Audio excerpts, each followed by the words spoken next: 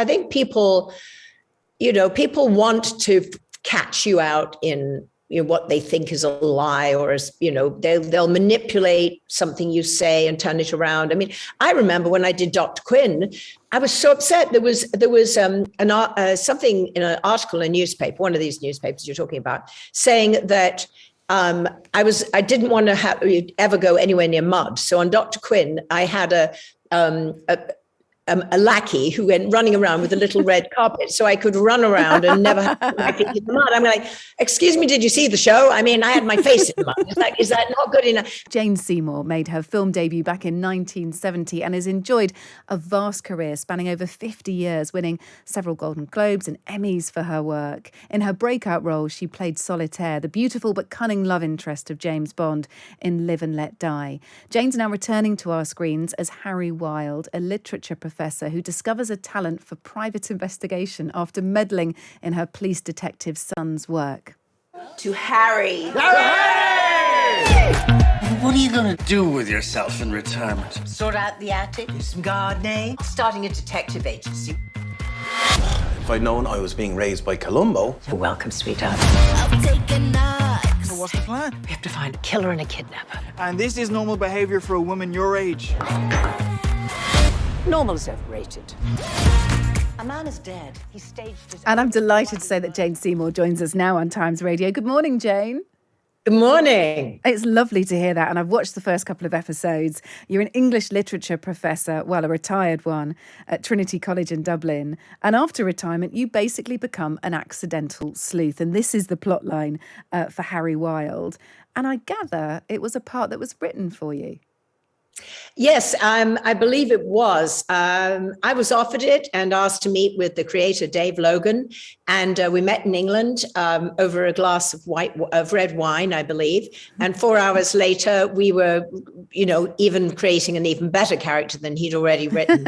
And so that's how we roll. It was just a magical piece of work, and it just gets better and better. I mean, the first 2 episodes are great, but everyone I need who's to carry on watching. Yes. Oh no, definitely. It gets weirder and weirder and crazier and more fun as it goes along, obviously, because we develop the characters. But Harry is just such a wonderful character, and my fans are just loving it. They're just, they can't get enough of it. They're really upset there's only 8 of them at the moment. But there is talk of more. Fabulous. When you were researching the role, I've sort of heard you talk a little bit about this, that the sort of sleuth bit, the detective bit was sort of common sense, because Harry Wilde's coming from a place like you as an actress of not knowing about being a detective anyway.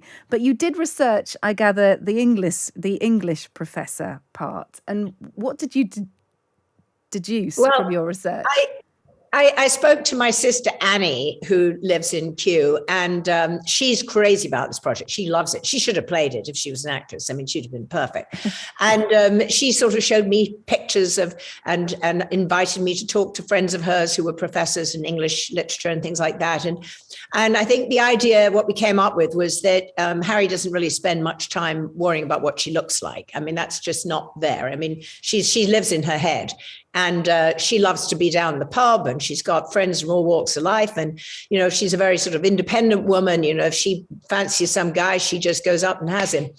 Basically, a role reversal thing. And then when she's had enough, she just says, bye, in the nicest possible way, of course.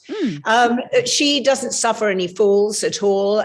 She's perfectly capable of transforming herself into a pretend little old lady. I mean, she is an old lady, but, she can put the headscarf on, change her accent, and fool someone into thinking her lumbago's killing her. And meanwhile, her wonderful sidekick, played by Rohan Ned, goes running around the back, figuring out all the stuff that she needs figuring out. So it's a great comedic, fun character. But the English literature approach, what I loved about that was that she ends up teaching him grammar and, making sure he gets through school, whilst about to be murdered by whoever it is that she's following. I mean, it's just so ridiculous. And of course, her only, weapon is a stun gun.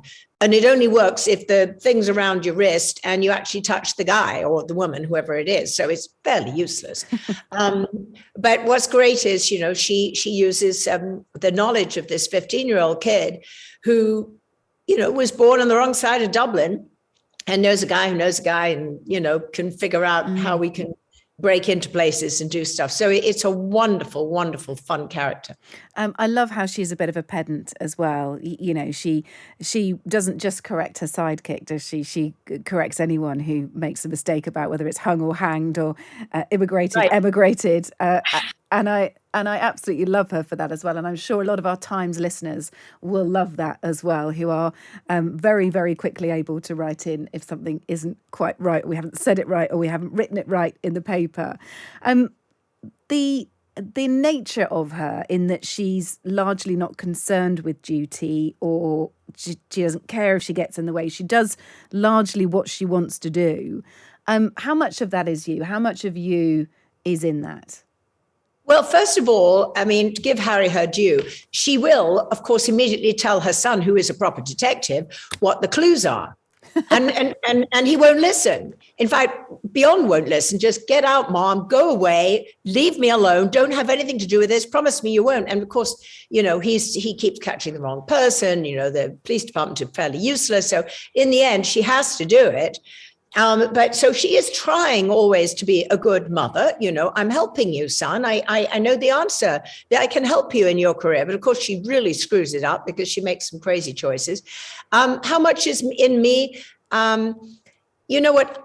I am not interested in people playing games and, manipulation and betrayal and stuff like that. So I do rather cut to the chase. And, so someone's being super long-winded about something. I halfway through, I go, yeah, I get it. Let's cut to the chase. So a little bit of that's me. I would say, the correcting everyone's grammar. My kids go crazy with me about that. And then they say, Mom, we're American, we're allowed to. And I go, oh God, no, you're also English. So, get with it.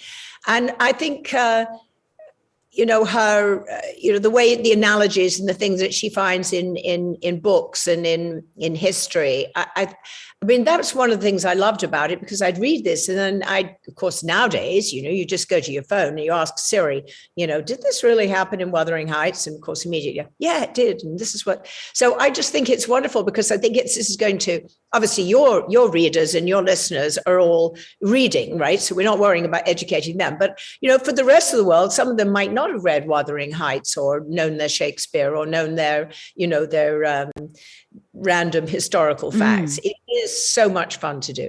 At what age? So I'm talking to you as a 43, I think I am.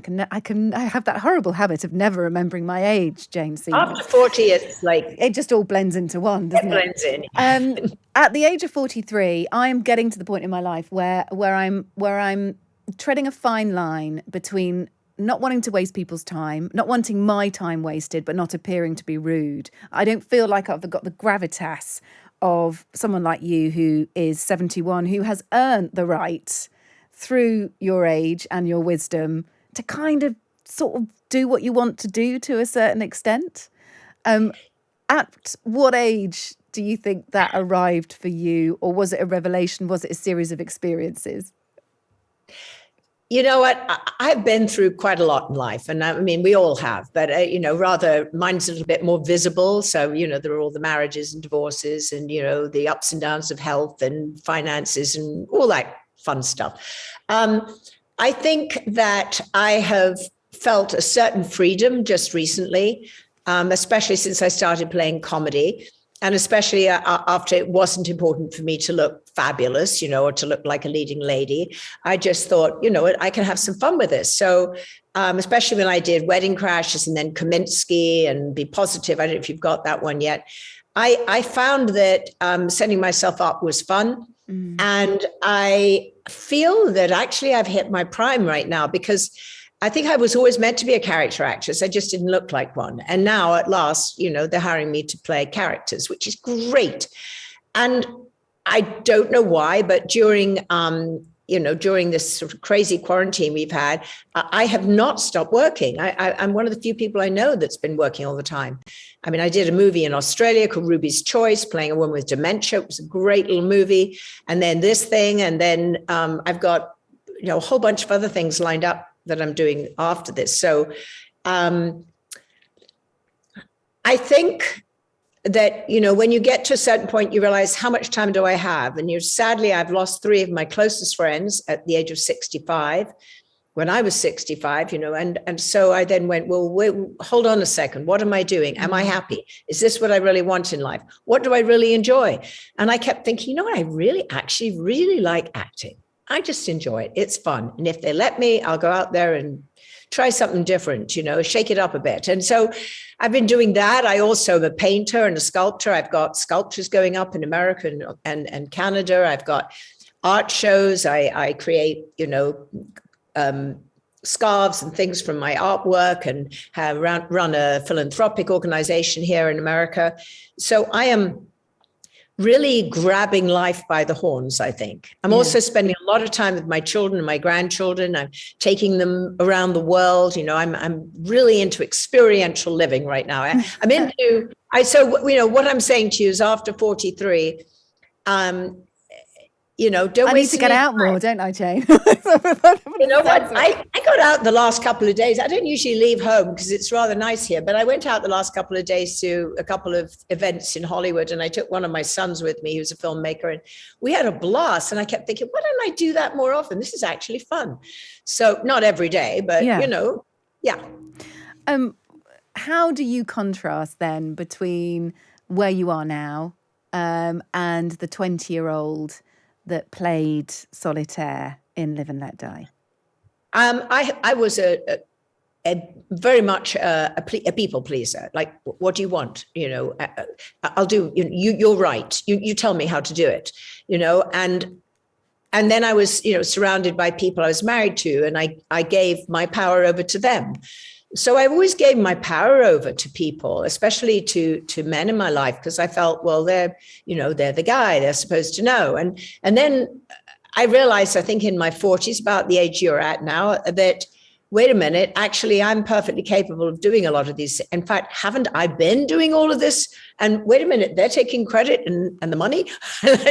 No, I'm doing this. So I think I was raised at a different time. People were supposed to wait till they got married to have sex, and crazy stuff like that you wouldn't even know about. I remember we all burnt our bras and thought it was really cool to wear see-through blouses so we could show our assets. I wasn't that keen on that either. So I embroidered a blue tit and a great tit on the offending areas. And that's how I ended up in, the clothing business when I was 15. And, I've had a sort of varied life.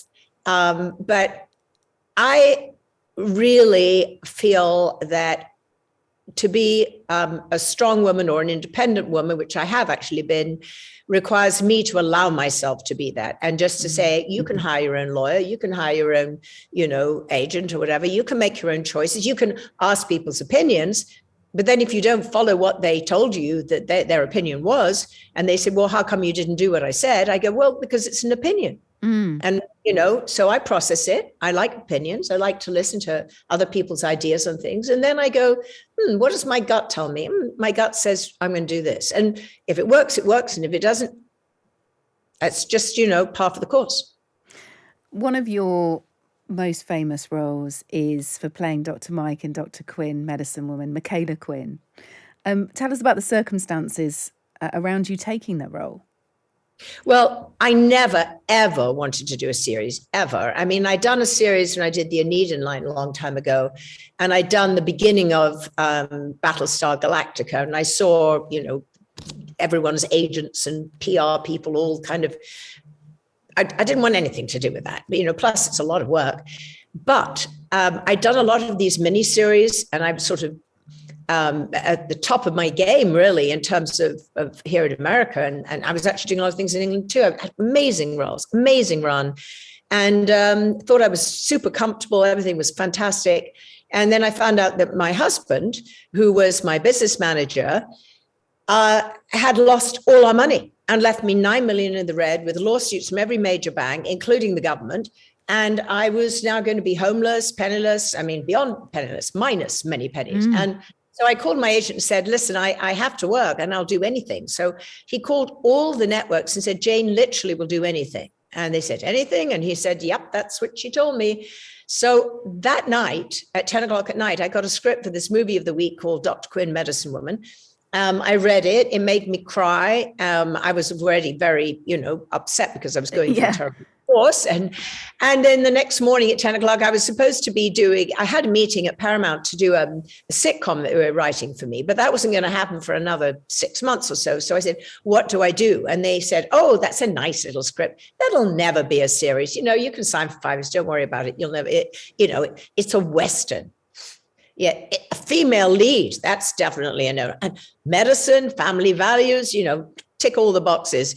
It'll be a nice movie, but it'll never be a series. So I went ahead. I literally worked I went straight from there to wardrobe.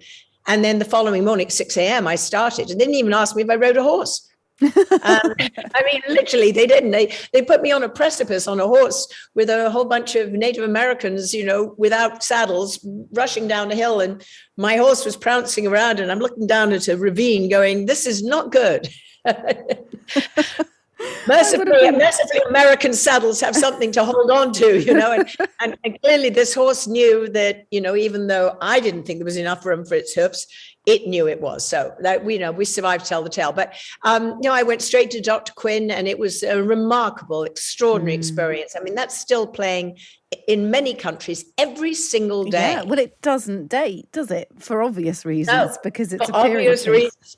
Plus, the saddest reason of all, putting my Harry Wild hat back on, is what were we talking about? We were talking about gold mining and the poisoning of the water with mercury. We're talking about people's choices in terms of their health, whether they want a spiritual healer or a doctor. We're talking about burning of books. We're talking about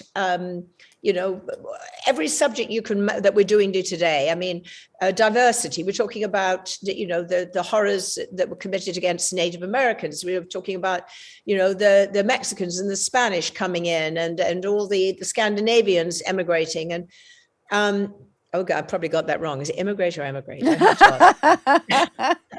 Anyway, it was intelligent, it was human, and it touched every subject that we still haven't solved today. Why are we still doing these things? Why have we not learned? And I think that was and still is the power of that. When you see it in the 1870s, and you go, wait a minute, we really haven't actually changed that much. What can we do about this? Yeah. So I feel very privileged to have had that. And I wrote a book a long time ago about, challenges becoming opportunities. I do a lot of public speaking on that. And so I tell people, when you're going through something really challenging in life, it's usually a hidden opportunity. Yeah. Agreed. And people then look at their lives and they go, wait, you mean when I'm knocked down, I'm not supposed to go down a deep, dark tunnel and give up and just go, No, that it's a learning experience, whatever your philosophy is. But for me, my mother, who survived World War II in a Japanese internment camp in Indonesia, always said, everyone in life has challenges. And when you do, the natural instinct is to close off and never let anyone know that it's happening. And if you do that, it's like a long playing record, she said, with a scratch in it. It just long story. If you can accept, which is the hardest thing to do in life, open your heart and reach out to help someone else, you have purpose. And she said, if you have purpose in life, it doesn't matter how bad your life is, you feel you've been able to do something with that moment that you've had in your life. And that's a great influence on you as well, isn't it? Both your parents have got fascinating backstories. You were raised in South London, but the story of your parents' origin and your parents' experience is huge. Has anyone written about it? Have you written about it? I've written bits and pieces about it, and they did a Who Do You Think You Are? The BBC did it, which I highly recommend. It's on YouTube, and they did a 2-hour on it, and I've discovered all kinds of things that I didn't know about my Jewish side of the family, my father's side. My father is actually an East Ender. I mean, I suppose that means I'm a half East Ender. I'm half Dutch and half East End. And yes, indeed, we lost a number of relatives in the camps and in the Warsaw Ghetto and things like that. And there's an amazingly rich heritage that I have. And when I see what's going on in the world right now, my family on one side came from the border of Russia and Poland. So I come from that ancestry on one side, and the other side, full on Dutch. And it's interesting. I feel as a child of survivors, which basically both of them were in some sense. I mean, anyone of my age, parents went through that terrible war. You were part of this like new world, this new chance. Your parents gave birth to you, and suddenly, this was a safe place for a change, and it's a great gift. And so, it's a different mindset from my kids. My kids have never known or experienced anything remotely like a war, or really could understand that kind of experience. But I think it's in my DNA. And so, when I was able to do War and Remembrance, that 32-hour miniseries I did, Herman Wouk's book, it was fantastic. I was surrounded by actual survivors from Auschwitz. I mean, they had their numbers tattooed, they had their yellow stars with them, and they had their memories. They literally shook and freaked out, and they weren't acting. It was more than they could handle just to try and help us reenact it so we could make sure that would never happen again. And what's your opinion on the various plans and policies which are proposed in the UK about asylum seekers, about people wanting to move to the UK, whether they're economic migrants or whether they're escaping war? There have been various plans mooted. There's the Rwanda plan that Priti Patel wants to send asylum seekers crossing the channel over to Rwanda for processing and to remain in Rwanda. They won't come back to the UK if they're successful. They will stay there. And if they're not successful, then they'll be sent back to where they came from. And there's been a lot of conversations about the fact that so many of our, friends and colleagues are here as a result of migration and of positive migration. And that could be coming to an end. I don't want to speak on politics because, first of all, I never do here or there, but I do speak about, and I do feel very strongly about the human condition. And I absolutely agree with you that, the migration of people, I'm on the receiving end of that. My grandfather escaped from the pogroms when he was 14 in Poland. And I wouldn't be here today if he hadn't managed to get away and get to the East End of London and make his way, in a barber's shop as an assistant and so on and so forth. And we wouldn't have had my father, who was a great surgeon and a fellow of the Royal College, obstetrician gynecologist, and my uncle, who became a very famous professor, Professor Ronald Frankenberg from Kiel. So I think what is incredibly sad is that there's the need for migration of people all over the planet. I mean, we've got to look at the root issues of it, and we've got to open our hearts and open our countries to whatever degree we can. And I think some are more able to than others. And I think it's become incredibly apparent globally that people are being displaced and that it could be us. And, I see a lot of people doing what they can, whether it's through government or just personally, doing their best to help those people. And I would hope that as much as a country can, that they will. And I would hope that people look at people as people. And we look at the larger issue that's behind it, which is, why is this happening and what can we do about that? I was doing that make any sense? Yeah, I'm sorry. No, it does. And it is important to remind ourselves, and I suppose, politically, Boris Johnson or Priti Patel would come back and say, well, we don't mind people coming over who are skilled, who can pass a number of tests. But that isn't always the point, is it? Sometimes that is a generation on. I was looking you up earlier, and what struck me is that, nearly every headline was about whether you'd had plastic surgery or not. How can you look so good at 71? And I looked at it and I just thought, this is so boring. Thank you. And it's sexist, isn't it? I mean, come on. We're in 2022, and when you're written about at the age of 71 looking good, all the discussion is about whether you have or haven't had plastic surgery. I mean, how do you get your head around that? How do you reconcile with that? I find it so boring. I mean, it's ridiculous. I mean, obviously, if someone flat out says to me, have you ever done anything? And I'm playing, say, Kathleen Cleary and, in Wedding Crashers, and you're seeing my boobs and they're talking about it, that makes sense. You can ask me. And I suppose most actresses wouldn't have answered it. And I stupidly did and said yes. So I've always been honest, and said, have you ever done anything else? And I said, yeah, my eyes.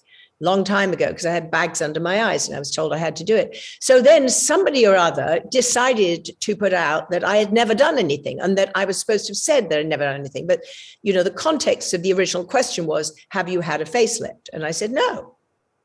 And of course, I don't even, why are we even discussing this? I mean, it's so unimportant. Why is that happening? I mean, how can we get people to stop talking about it? Is that because some of our papers and publications are sexist and they think people, well, perhaps people do like to read. It's basically done on clickbait, isn't it?